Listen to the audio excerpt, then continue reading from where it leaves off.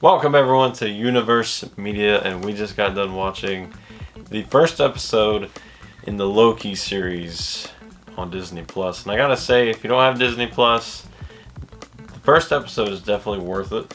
It was really funny, and it really kept us intrigued through the entire thing. Normally the first episodes of these are just kind of like these world building. And you kind of get bored of seeing it. Kind of get bored.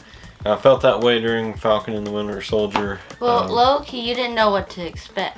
Loki, it was really different. Gave you a different atmosphere. It gave you an atmosphere of a villain trying to find his way. Yeah, sort of.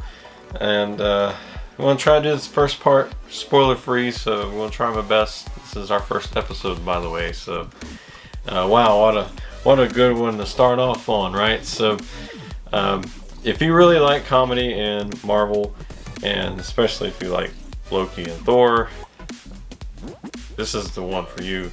And I think this is the world building for the upcoming movies, such as the new Doctor Strange and Spider-Man that's coming soon. So I think you'll definitely have to watch this one to see this world build.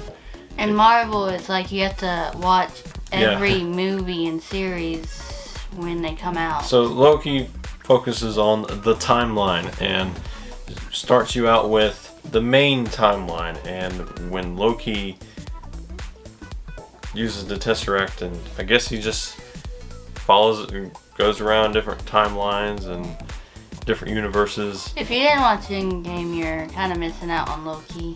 Yeah. You have to watch Endgame before. Definitely. You have to watch Endgame before Loki.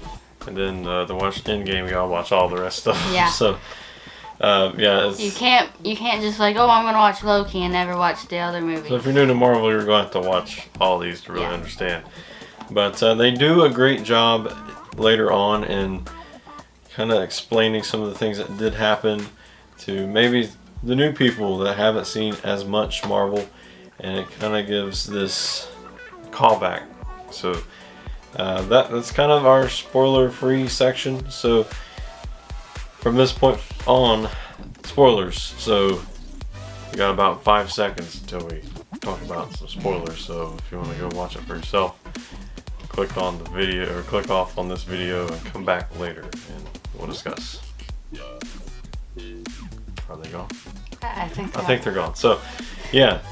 So, Loki disrupts the timeline, the main timeline, the sacred timeline, as they call it. And then the time officers, I guess you can call them. What was it, TVC or TVA or something like that?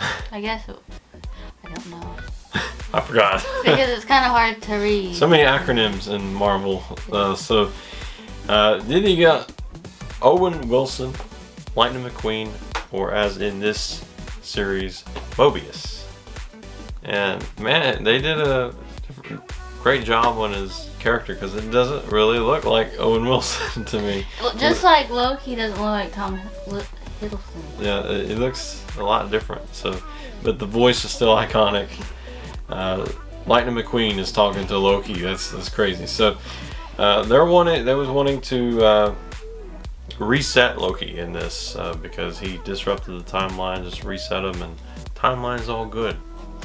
But Owen Wilson or Mobius, I can't call him just Mobius. I gotta call him Owen Wilson. So he tries to save him, but at first Loki is all, no, I don't really want to be saved. I'm the God of Mischief. I don't need your help. I don't need help. Bow down to me. So he doesn't really believe all this like no magic in that. He thinks it's just an illusion. The whole place is an illusion.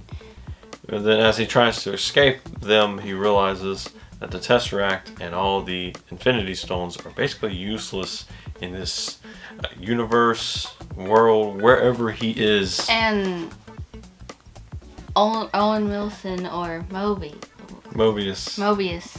shows him his whole timeline, and he just doesn't get it. He rejects it, and then I guess the best way to describe it is he watches himself become the villain, and it's too late for him to become the hero because he as you all know, he dies by Thanos' hand.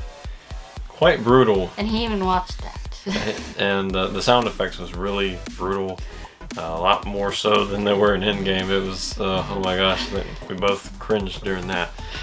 So, I think this will be a battle between Loki's inner self and who he used to be. So, he's trying to change that about himself. Not be the guy that hurts everyone, but maybe the savior of the timeline, even though he is actually the villain. That's the big thing. That's the big shock, because all these shows have the big shock at the end of the episode, especially episode 1. Loki is the villain and the hero. Who will overcome? Will the hero overcome, or will the villain? That's the question, and that's what we're going to get to watch unfold throughout this series. And I think we're going to get some hints to some future characters and future stories. It's going to be a lot of fun. So we'll see you next week for episode 2 review of Loki.